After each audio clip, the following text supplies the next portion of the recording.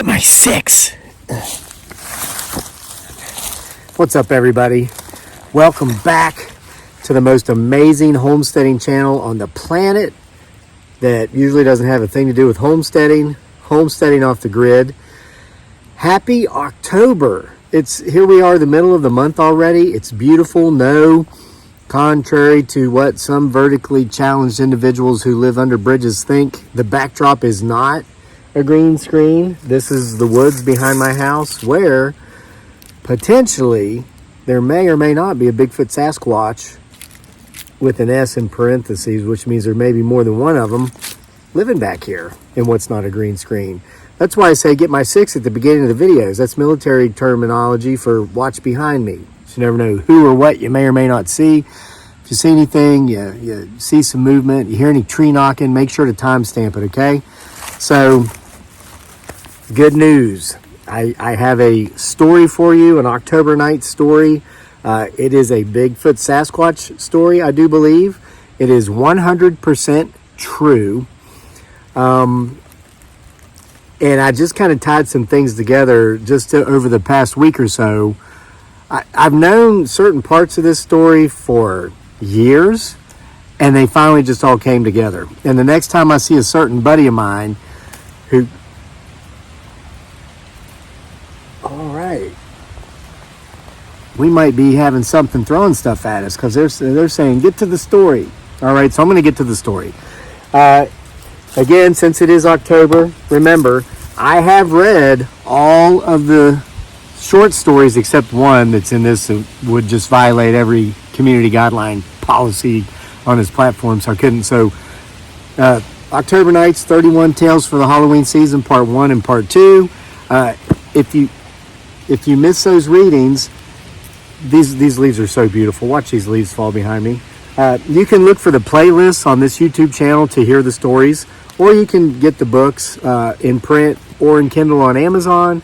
And if you want an autographed copy from yours truly, you can order them from our Etsy store. The links to all this stuff is in the description box below. So, how to start? That was a tree knock, without a doubt. Okay, so be getting my 6. Watch out for him, her, it, or they, because as you'll find out with this story, there may be more of them around here than even I realized. Okay, so October of 2019, it's been 5 years ago now. We were actually in the lair of Bigfoot Sasquatch, potentially, and caught something on camera. I think it's got 1.6 million views, and that video was never featured by YouTube. So it's all grassroots stuff. I've made almost 3,000 videos for this channel, and I always tell people there's 2 that really creep me out. That's one of them. Then, of course, the one was the Christmas ornament video. But I remind you of that so you can think of that location. What I'm going to tell you is like, you think of like a tripod or a triangle where 3 points come together, okay? Keep that in mind. So that's 1 point, okay? Remember that. Well, I have a friend, a guy I used to work with, who I still see a couple of times a year. He's more of an acquaintance, but we always speak when we see each other. He started telling me about 3 years or so ago that he had a friend who lived out in my direction somewhere. Like if you were just to look at the map, it would be somewhere close if you're viewing it from a map. But as far as actually jumping your truck and drive from here to there, it would be 45 minutes. So it's not, within walking distance, so to say. All right. So this friend of my acquaintances actually watches me on YouTube, or at least used to. And he was really, according to my acquaintance, he was to the point of being obsessed with Bigfoot Sasquatch. And that's how he found his channel. And my acquaintance told me that his friend had been telling him for years that this Bigfoot Sasquatch, more than one that he has seen in his area, likes to take his wife's clothes off of the clothesline when they dry their clothes out on a beautiful day like this, when it's nice outside and you just want to be doing anything outside. So, hang your clothes, get that fresh, clean scent. I don't need to explain air dried laundry to you. at first they thought they had like a perverted neighbor. Maybe one of the neighbors was just a pervert and was taking his wife's stuff. But they put out trail cams because they realized it only happened at night. So they put out some trail cams and they allegedly captured what may or may not be doing this tree knocking over here. Potentially a Bigfoot Sasquatch on the trail cam. So this guy had seen my videos. He saw the video where we're in the lair, and the thing that we caught on camera, it's from October 19th, I think, 2019, somewhere around there, October 18, 17. If I can remember to, I'll put it at the end of this video. I always say that, and I never remember to do it. But you can go to the search box on YouTube and just type in, he discovers the lair of Bigfoot Sasquatch, and it's made clear he is unwelcome, homesteading off the grid. Any of those words, it'll pull it up. So, this guy whose laundry was being taken by the Bigfoot Sasquatch wanted me to come see him because he wanted to talk about this. He wanted to know where the lair was, and he wanted to know if it's close to his place, okay? Well, I told my buddy that that's not something I did. I didn't just go around meeting with people who watched me on social media. Wow, these leaves are beautiful. Look at, you can see them falling behind me, right? I've got to show you this. This is just so gorgeous. Should we look into the woods? I've been going around all day just making like 10-second video clips of leaves falling and all these things. Various different portions of our property, just so beautiful, especially when the leaves are falling on them. And I'm using them as backdrops for reels on our Facebook page. Sick Twisted Humor. Which has 977,000 followers now. We're on pace to hit 1 million by Halloween. So if you don't like us on Facebook, go like us at Sick Twisted Humor. But they're getting millions and millions of views. It's just these beautiful backdrops of the leaves falling and something funny or a question like trivia. It's just what a beautiful time of year. So I told my acquaintance buddy, tell your friend I just don't go around meeting with people watching me on YouTube. I'm sure the guy's harmless. Would be not. It just we've had some odd experiences with people. Now we have people say hi to us. So I heard that tree knock too, all the time. I have people all the time approaching in public. Hey, I watch you on the internet. Don't got a problem with that. But like someone who would specifically seek me out because of that, that's just a little, we've had that happen. It's an uncomfortable situation. Well, fast forward a couple of years, I run into my buddy again. He says, oh, hey, my buddy wanted me to thank you for stopping by to talk to him about the Bigfoot Sasquatch. I'm like, I didn't go see your buddy. I told you I don't do that stuff. Well, it turns out we got a lot of activity back here, don't we? Maybe back here too. Are they surrounding me? Watch that up there and see if it moves. So it turns out this guy owns a business that I didn't know he owned. And my family and I stopped off there one time while driving through. And I'm not going to say who it was, where it was, or the business. And I'm not trying to embarrass the guy. The guy's got absolutely nothing to feel wrong about. We stopped off there. We small talked for a while. When my friend told me, I remember, oh yeah, that guy was very personable, very social. But I also remembered he just kept going on and on. He wanted to know where we lived, like specifically, to the point to where it was noticeable. I was like, why does this guy want to know exactly where I live? Well, I knew. I put that part of that piece of the puzzle together. That was that second leg to the stool. Here's the lair of Bigfoot Sasquatch. This guy lives over here, way over here, like in a different valley. Okay. But he wanted to know, I think he was trying to figure out where the lair was. And if you'll remember, I started walking that video. I'd take off walking through these woods to get there. Now it's quite a hike. So he was just I think he was trying to piece it together. And I thought, well, okay, whatever. It is what it is. But now here's the third leg of that three-legged stool, the tripod that this phone is on to hold it up. Okay. So this summer, I had a buddy come by, somebody that comes through every now and then. He actually does live closer. And we were just talking. It was a beautiful summer night, and we were hanging out by the side of the pond, having some cold ones, listening to the frogs.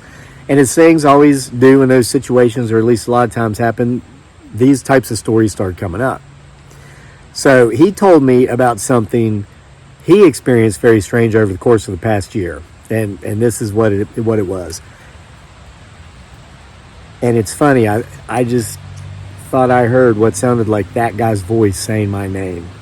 And that's part of the story. And I can assure you there is no one around me right now. I'm in the middle of the woods, no one around. If you go back and listen and put your earbuds in, you'll hear it. Sound like, said Kevin, like that. Isn't that beautiful? Man, how can this not be somebody's favorite time of year? It's like it's snowing leaves. I almost caught a maple leaf. In Canada, they think that's good luck. If you can catch one while it's falling before it lands, you're going to have good luck. Well, I don't know what it means if you catch a poplar leaf. Anybody got a poplar leaf on their country's flag? Can tell us what that would mean? All right, so anyway, this guy likes to fish. And there are a lot of streams where we live. I don't know if you're supposed to know this or not, but a lot of them have a lot of trout in them. Now, we're in Central Virginia, mostly known for bass, largemouth bass, and catfish. But some of these streams coming off the Blue Ridge Mountains, like where I live, that feed into those larger streams, reservoirs, lakes, do have trout because it's colder temperatures, higher elevations.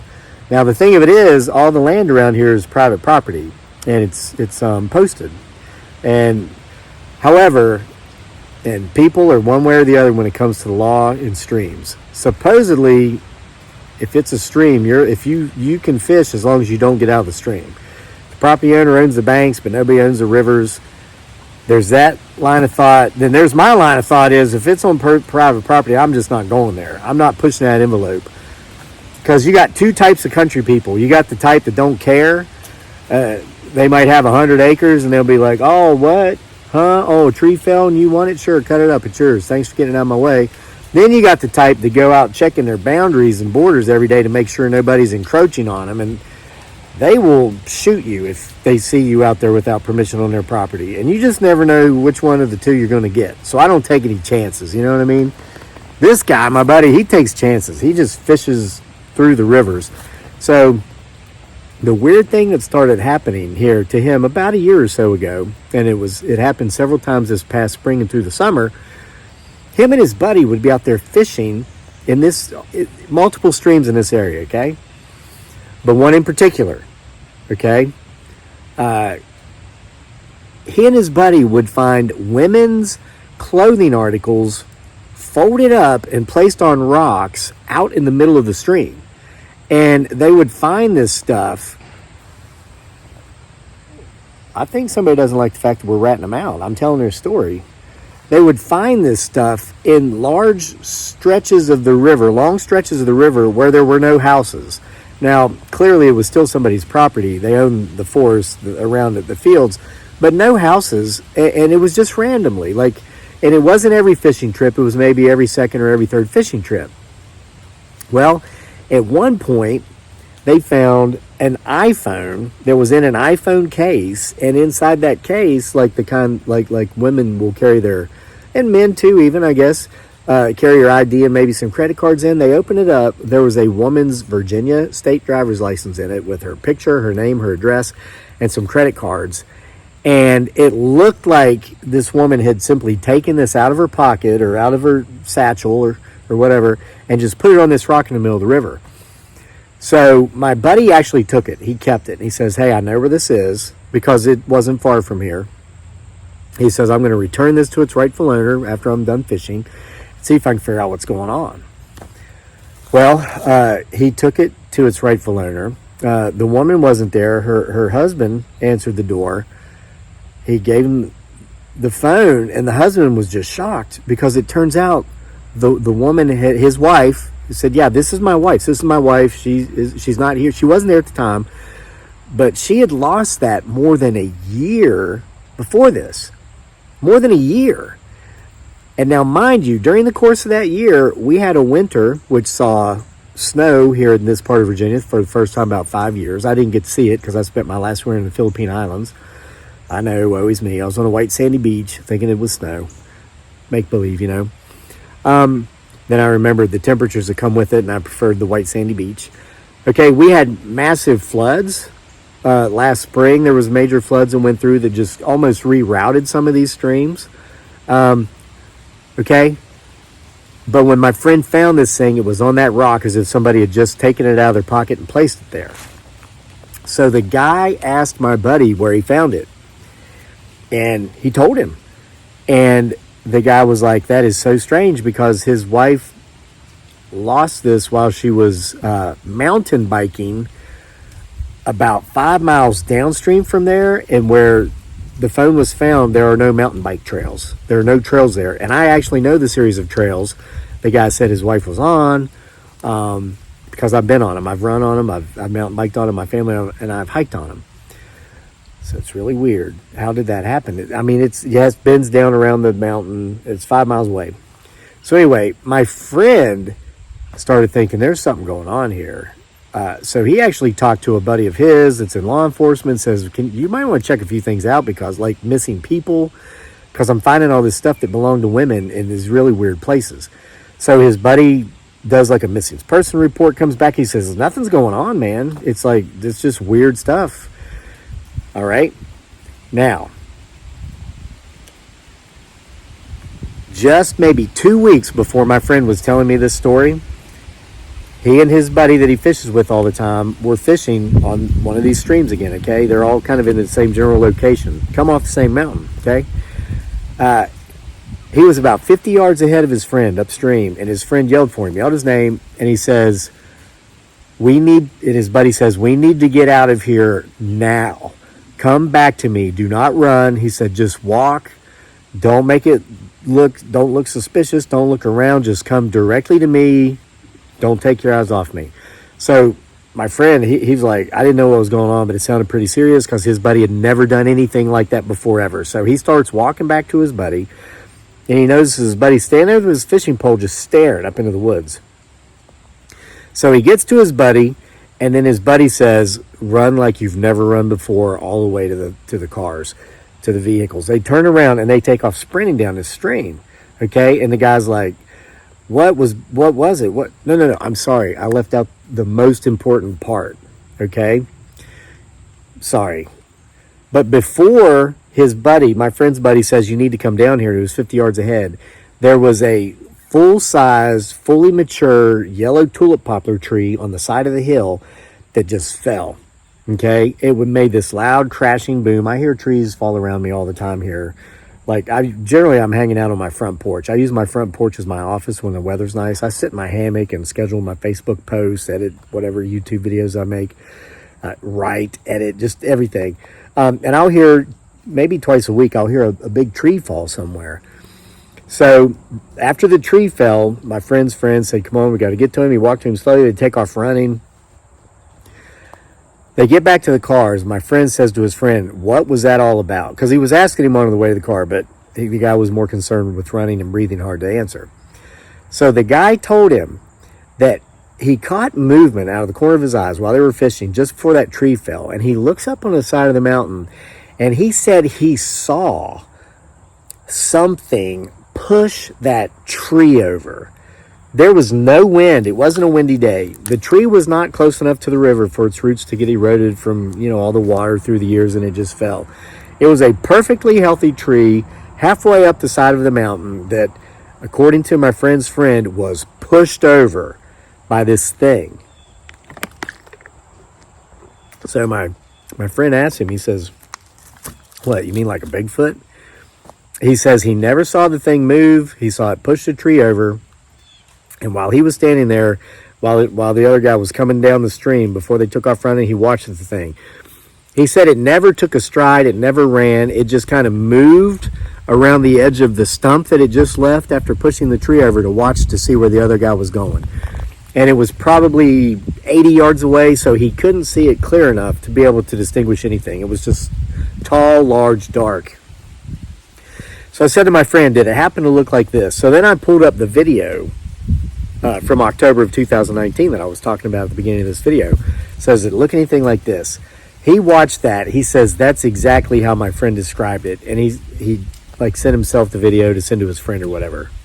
I haven't heard back from him in regard to what his friend thought. Yay or nay, did that look like what he saw? But here's why I'm finally telling you the story. It's not because it's October and it's almost Halloween and because I'm pitching my books on Amazon.com. And by the way, if you are into the Bigfoot Sasquatch stuff, got like 15 volumes of the Bigfoot Sasquatch files, also written by me, available on Amazon and print or Kindle. Check those out too. I mean, hey, why not plug it again, right? But here's why I'm telling you this now. My family and I have been enjoying this October since the rain stopped, since the hurricanes went through. Okay, the last week we've been enjoying it immensely. So we had 2 weeks of rain, and so now it makes you appreciate the sun more. So we've been going on long drives. We've been playing Get Lost in Virginia, just going places we've never been before, seeing what we find. We found, going to one of our favorite fall festivals we go to this time of year. So there was this mountain that's not far from me that I've never been to the top of. Everybody says you should go there. It's beautiful. And they have wineries up there. It's so crazy. You're driving like literally no houses for miles and miles and miles, and then boom, there's a winery. Then you go down the other side, a couple miles, boom, there's like this beautiful estate. Somebody bought the side of a mountain and just built a mansion, and like it's a beautiful area. So we went there last Sunday. Okay, we got to the top of the mountain. Okay, my friend's story about the tree being pushed over, that's the third leg of the stool. When I got to the very top of that mountain, it was then and only then that I realized the lair of Bigfoot Sasquatch was here. The guy whose wife's clothing was constantly getting stolen by Bigfoot Sasquatch, he claims to have captured on trail cam, was here. And then my buddy, where he was fishing the day the tree got pushed over, was here. And all those rivers flow off of this mountain in all these different directions. The mountain biking trails are somewhere over here. Where my friend found other women's clothing neatly folded on rocks was here. And where he found that cell phone happened to be over here. Stream coming off of this way. So when I was on top of that mountain, that's when I realized, oh my gosh, all these potential Bigfoot Sasquatch sightings, to include one caught on film, this guy, the video I'm talking about. 2, allegedly, another guy caught on trail cam, the guy whose wife's clothes were being stolen. And then thirdly, I don't know my friend's friend, so I don't know if I believe him or not, but I know my friend well enough to know that I believe him, and I do believe that he believes his friend. Boom, right there. Eyewitness, brah. So my point of the story is, and is could be proven with all the tree knocks you've clearly heard throughout the telling of this tale, is this is proof and evidence that these things may or may not be out there in more abundance than anyone has ever realized. Or the same few just crosses over the mountain to go to the same spots. One of the two. You be the judge. It's up to you. And I truly do want to thank you for joining me here for another beautiful October Night's Tale, even though it wasn't, one of the 64 from the books. But again, there's playlists on this channel for October Nights and October Nights 2. So you can go hear these stories for free if you don't want to spend any money. I know it's tough times. The economy sucks. Well, it doesn't really suck. Parts of it suck. Them grocery store prices suck. I tell you that. All right.